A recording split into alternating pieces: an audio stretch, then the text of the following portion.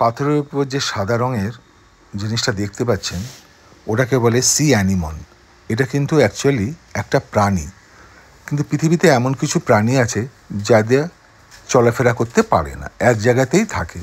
C anemone তাদের মধ্যে একটা। দেখুন এপাশে একটা রয়েছে একটু হালকা সবুজ রঙের।